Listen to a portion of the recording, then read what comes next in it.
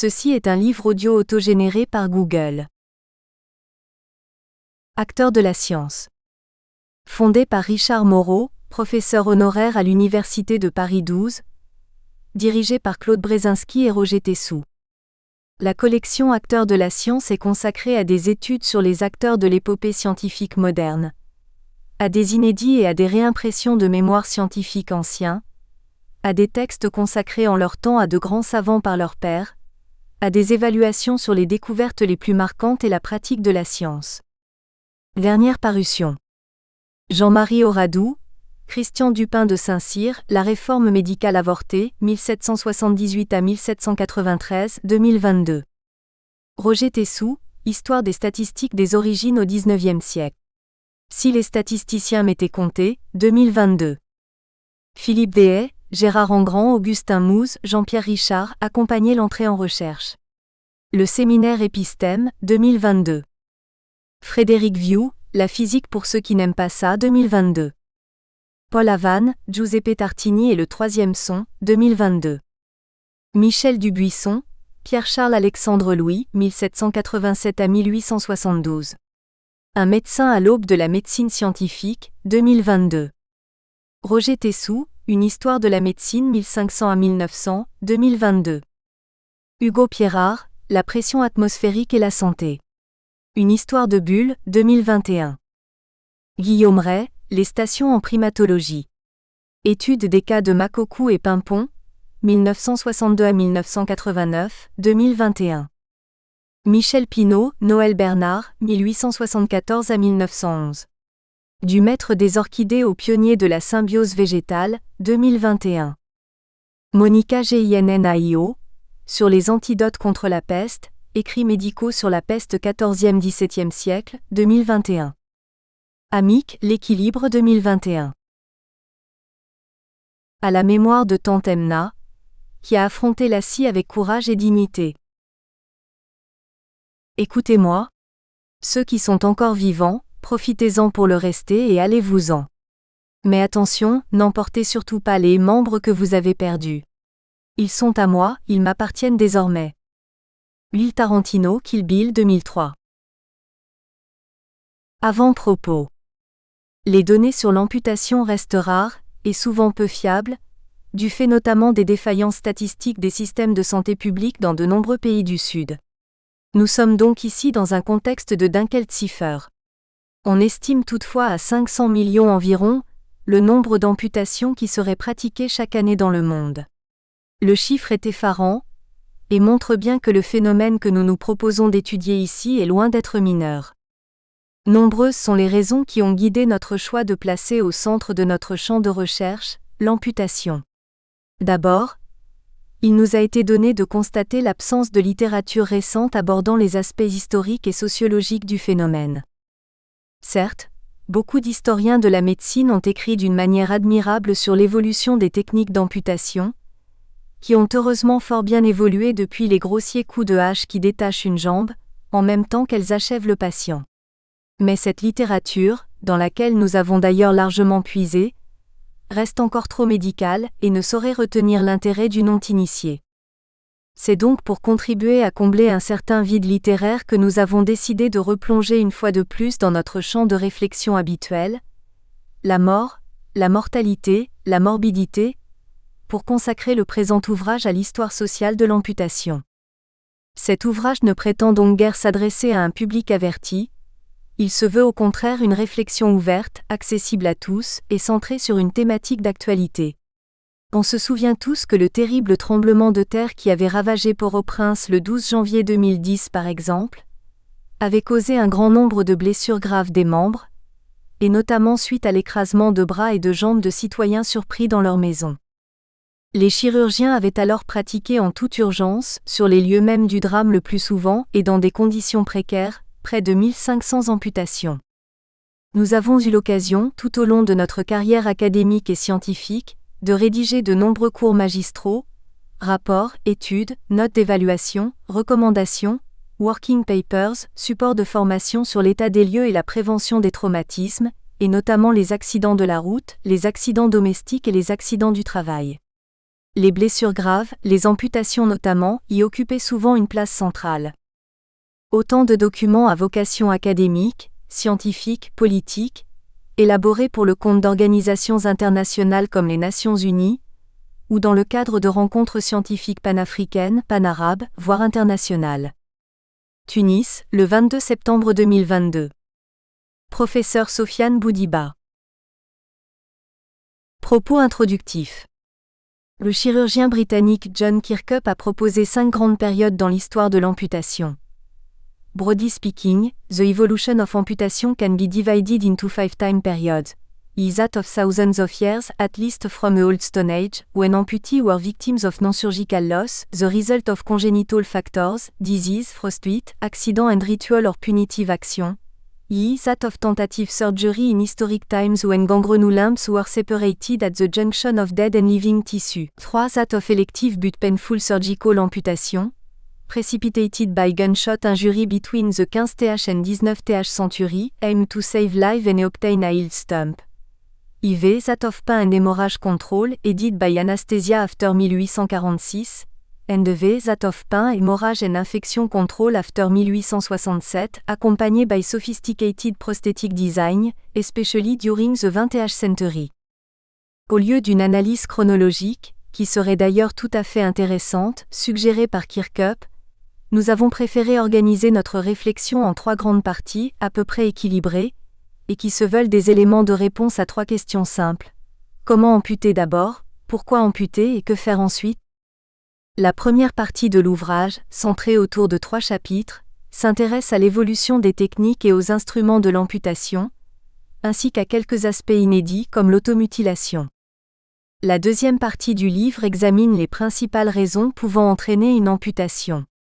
Si certaines, comme la survie du patient, relèvent du bon sens, en revanche on peut s'interroger sur la légitimité d'amputer un être humain pour le punir ou l'empêcher de combattre. Cette partie de l'ouvrage reviendra également sur quelques cas étranges d'amputation spontanée.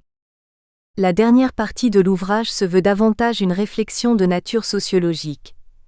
Nous y traiterons de l'amputation post-mortem, des enjeux de la prothèse ainsi que de la représentation des individus amputés dans la société. Première partie, amputer, comment? Bien que très ancienne, la pratique de l'amputation semble avoir depuis toujours suivi un même procédé, immuable au cours des millénaires.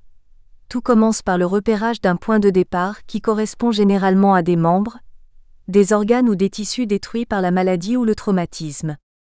C'est alors que les techniques semblent diverger avec les lieux et les époques.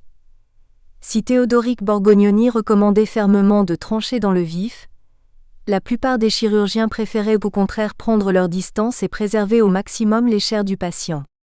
La manière d'amputer, qui peut aller de la cassure des os à la désarticulation, va également faire l'objet d'un interminable débat entre les praticiens, et notamment de l'Antiquité au XIXe siècle. Pour mieux comprendre les enjeux de cette évolution progressive des techniques chirurgicales, nous commencerons donc par passer en revue les différentes manières d'amputer, qui varient avec le niveau des connaissances anatomiques des sociétés, mais également avec la nature des membres destinés à la mutilation. Nous consacrerons également un chapitre à une pratique pour le moins étonnante, l'automutilation, et nous clorons cette première partie de l'ouvrage avec un bref examen de l'instrumentation nécessaire à la pratique de l'amputation. Chapitre 1er, l'amputation. L'amputation se définit comme l'ablation d'une extrémité du corps, généralement un membre supérieur, doigt, main, avant-bras, bras ou inférieur, orteil, pied, jambes. Le médecin français Bernard Cohic insiste toutefois sur la nécessité d'appréhender différemment 2 grandes catégories d'amputations. Il est nécessaire de distinguer les amputations des membres supérieurs de celles qui concernent les membres inférieurs. Ce sont 2 mondes non comparables, au sein desquels les différents niveaux d'amputation vont également hiérarchiser les conséquences fonctionnelles et humaines. Le champ de l'amputation est toutefois bien plus vaste que ne semble le suggérer Bernard Cohic, et la dichotomie par trop simpliste supérieur-inférieur ne nous semble guère suffisante pour bien comprendre les enjeux et la portée d'un tel acte, dont la nature chirurgicale reste d'ailleurs incertaine. C'est ainsi que nous aurons l'occasion de réfléchir infra sur les amputations d'autres organes essentiels, tels que le sein ou la verge. Nous préférons ainsi une définition plus large de l'amputation, telle celle de Dorland qui propose ce qui suit, l'ablation d'un membre ou d'une autre structure du corps. La désarticulation est une opération chirurgicale proche de l'amputation, que nous retrouvons systématiquement dans la littérature. Elle se distingue toutefois par l'absence de traits de scie, puisque seuls les muscles et les ligaments qui maintiennent l'articulation sont sectionnés. On peut ainsi désarticuler une phalange, un genou, une épaule ou une hanche, sans avoir à scier un os. L'acte n'en est pas moins dramatique et encore plus lourd de conséquences. Commençons donc par un retour aux origines de l'amputation. Aux origines de l'amputation. Les premières amputations remonteraient à la préhistoire, comme le suggèrent les journalistes français André Welter et Marie-Josée Lamotte. Ainsi l'Institut Smithson désignait-il le premier amputé de tous les temps, un néandertalien enfoui dans les monts Zagros en Irak il y a 45 000 ans. Le bras droit lui manque, qui ne serait pas tombé par hasard ou blessure. En France, le plus ancien cas d'amputation documenté remonte au Néolithique vers 4906-4709 avant Jésus-Christ. Il s'agit d'un homme adulte exhumé à Butier, amputé de l'avant-bras gauche, juste au-dessus du coude. Les traces de découpe de l'humérus sont nettes et témoignent d'un acte minutieux, de nature probablement thérapeutique. Les traces de cicatrisation permettent de supposer que l'individu aurait survécu à l'amputation pendant au moins quelques mois. Le rapport des archéologues ayant découvert les restes indique bien qu'il s'agit d'une amputation thérapeutique réussie. L'homme est orienté est-ouest, tête à l'est, regardant le sud. Couché sur le flanc gauche en position fléchie, les genoux légèrement surélevés, sa posture est également caractéristique de cette période. La partie supérieure de son bras gauche est légèrement éloignée du corps. Son avant-bras gauche manque et rien ne permet d'expliquer cette absence du membre. Dès la fouille, anthropologues et archéologues ont formulé l'hypothèse d'une amputation, basée sur des observations morphologiques. Une étude montre aujourd'hui que l'extrémité distale de l'humérus présente une très nette section dont l'origine est traumatique plutôt que malformative. Des examens radiologiques puis microtomographiques, la reconstitution en 3 dimensions de l'os, ont été entrepris. Toutes les images révèlent des signes de cicatrisation osseuse. Les indices de découpe sont localisés à un endroit où l'os est particulièrement robuste et dur à couper, en particulier à l'aide d'un silex. Une découpe sur la diaphyse aurait été bien plus facile. Quelle que soit la cause du traumatisme, accident, etc., il a partiellement arraché l'avant-bras en brisant les os. L'opération a été pratiquée en coupant les parties encore en place. Il ne s'agirait alors pas d'une amputation accidentelle, mais d'un véritable choix médical. Cette opération peut être reconstituée. La découpe s'est effectuée de la face antérieure vers la postérieure et le poids de l'avant-bras, peut-être aidé du chirurgien, a causé la rupture des derniers millimètres de corticale, comme on peut l'observer en coupant une pièce de bois. Le bras était probablement en extension, pour obtenir une ouverture maximale du coude. La cicatrisation osseuse signale la survie du patient. L'absence d'infection témoigne d'une bonne asepsie. On retrouve souvent dans la littérature ce qui semblerait être une véritable fascination pour la chirurgie égyptienne antique, ce qui ne manquait pas de faire jaser certains auteurs, tels le chirurgien français Paul Le Senne. Un détail anecdotique amusant peut être cité à propos de la chirurgie égyptienne. Quand Larrey, le futur chirurgien en chef de la Grande Armée, visita l'Égypte, il aperçut sur les murs des hiéroglyphes où il crut voir figurer des membres humains amputés en grand nombre et aussi les instruments, des scies qui avaient probablement servi à faire ces amputations. Il en concluait même que la chirurgie égyptienne ancienne avait dû être très avancée et les amputations fréquemment exécutées à cette époque. Ce qui, dit-il, contrastait avec l'état misérablement rudimentaire où il voyait la chirurgie telle qu'elle était pratiquée par les Égyptiens de son temps. En réalité, les membres amputés et les scies de Larrey sont des signes hiéroglyphiques. Un pied coupé avec le bas de la jambe, un bras coupé et une sorte de signe en forme d'archet, qui n'ont aucun rapport quelconque avec la chirurgie. L'incompétence des chirurgiens. Tous les chirurgiens ne sont pas capables d'amputer correctement. Au Moyen Âge, les amputations relevaient bien souvent davantage de la boucherie que d'une science réfléchie et soucieuse d'éthique. De nombreux récits médiévaux corroborent cette impression d'une amputation violente et aléatoire, et qui ne se justifie finalement que par le statut de dernière chance, avant la mort du patient. En 1138, alors qu'il était en mission diplomatique auprès du gouverneur de Munnetra, l'émir Oussama ibn Munchid décrit avec consternation la manière dont un médecin franc avait amputé un chevalier grièvement blessé. Un médecin franc arriva alors et dit : « Que préfères-tu, vivre avec une seule jambe ou mourir avec les deux ? » Bien sûr, il choisit la première solution.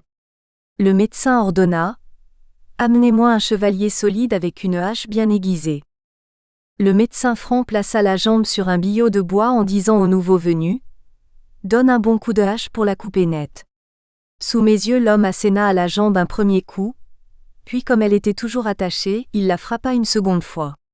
La moelle de la jambe gicla et le blessé mourut à l'instant même. Plus près de nous, le chirurgien français Pierre-François Percy se plaint de l'incompétence des chirurgiens de pacotille qui opèrent en 1808 pendant la campagne de Napoléon Ier en Espagne. Nous rencontrons souvent un brave colonel qui a la jambe droite dans un état de difformité ou de déformation tel que cette vue nous afflige et nous fait maudire la maladresse et l'ignorance du chirurgien-major D, à qui ce brave militaire fut confié par un chef qui aurait peut-être pas réussi lui-même, puisqu'il protégeait à ce point un sujet dont il n'avait pas su reconnaître l'ineptie. Si le colonel eût péri dans le cours de la plus fautive des curations, ce dont toutefois nous serions fâchés, car après une très mauvaise jambe, il a un caractère excellent et il peut être encore utile, on n'en parlerait plus, tandis que sa jambe est un scandale continuel et une satire vivante, sinon de la chirurgie, au moins du chirurgien. Convaincre. Le chirurgien qui doit amputer un patient doit relever de nombreux défis. Technique d'abord, car il faut disposer des instruments nécessaires, ainsi que d'un local, une assistance, des médicaments. Mais il faut aussi être capable de convaincre rapidement le patient que la privation de son bras ou de sa jambe est le seul recours thérapeutique envisageable, et a pour seul but de lui sauver la vie. Et ce n'est pas toujours facile. Souvent le patient, surtout s'il est encore jeune, use de violence pour empêcher l'amputation. Les soldats, qu'on doit parfois amputer sur le champ de bataille, n'hésitent pas à menacer de leurs armes le médecin qui veut les opérer. Le chirurgien Urbain Fardeau témoigne ainsi pendant la bataille d'Austerlitz. L'un de mes élèves, Lachapelle, fils de médecin de camp, reçut dans la jambe gauche le dernier boulet de l'ennemi. 3 pouces du tiers inférieur droit du péroné du côté gauche furent enlevés. La malléole resta en place. Dans la consultation, l'oncle Mortereux voulut lui amputer la jambe.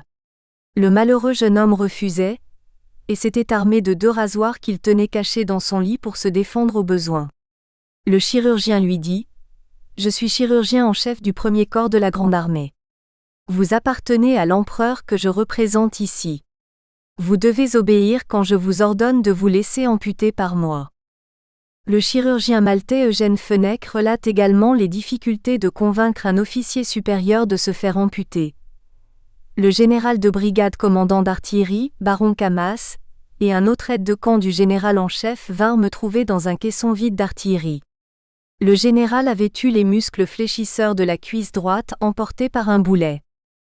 L'aide de camp avait perdu sa jambe gauche. Je les fis transporter à l'ambulance de la garde impériale, où se trouvait M. Larrey. J'amputai le dernier, et je le fis porter de suite à Leipzig. M. Larrey voulut en faire autant au général Camas, mais celui-ci s'y refusa, préférant mourir avec sa jambe, que s'en retourner en France avec un membre de moins. M. Larrey insista, mais M. Camas, en me serrant la main, me dit : « Docteur, ne m'abandonnez pas entre les mains de votre chef. Pensez-moi pour le moment, je ferai venir ma voiture et me mettrai dedans et je m'en tirerai comme je pourrai. » Le moment de trancher. L'amputation est un acte chirurgical qui s'inscrit le plus souvent dans l'urgence, comme le souligne Hippocrate. Il faut parfois agir vite. Les moments favorables pour intervenir passent promptement, et la mort survient si on a trop différé. Il existe ainsi des occasions opportunes dans toutes les maladies. L'amputation représente une décision difficile, car contrairement à d'autres stratégies élaborées par le chirurgien, un retour en arrière n'est plus envisageable une fois que l'ablation a été faite. Et la décision doit être prise rapidement. Lorsque la gangrène menace, il faut faire vite et trancher dans le vif, c'est-à-dire couper dans une partie que la gangrène n'a pas encore atteinte. Le moment le plus opportun pour la pratique fait l'objet d'un grand débat entre les médecins. Le chirurgien français Pierre-François Percy écrit ainsi : « L'amputation doit être un ultimatum que l'habitude difficile du pronostic a seul le droit d'avancer ou de retarder. Grosso modo, 2 modes opératoires existent. On peut amputer immédiatement, par exemple sur le champ de bataille. Il y a aussi l'amputation secondaire, qui fait l'objet de trop longues discussions entre chirurgiens, et qui se solde bien souvent par le décès du patient. C'est le plus souvent le contexte de la blessure qui impose le choix du chirurgien. Un blessé agonisant sur un champ de bataille nécessite une amputation immédiate, notamment si son évacuation n'est pas possible. Un excès de zèle, une mauvaise appréciation de la situation peuvent alors priver inutilement le patient de son intégrité physique. A contrario, une longue maladie, un diabète ou un cancer par exemple, peut laisser plus de temps aux praticiens pour organiser une stratégie thérapeutique efficace et non invalidante. C'est à bord des navires de guerre que les chirurgiens deviennent de véritables menuisiers. Les médecins de bord, rapidement débordés lors des combats navals, doivent poser leur diagnostic à la hâte et parer au plus pressé. Amputer pour écourter la douleur, traiter le maximum de blessés, éviter la gangrène, bloquer l'hémorragie. En fait, bien souvent, ceux qui survivent le doivent davantage à leur vigueur qu'à un quelconque savoir-faire du chirurgien. Pierre-Marie Duvigné témoigne ainsi de véritables scènes de boucherie dans l'infirmerie de la frégate l'Hermione, en 1780. Des bouts de bras et de jambes coupés sont au pied du fauteuil et de la table en bois où les chirurgiens, à demi nus et couverts de sang, opèrent sans discontinuer au milieu des cris et des gémissements. Les blessés sont maintenus par des sangles ou immobilisés par des aides qui ont ouvert aussi.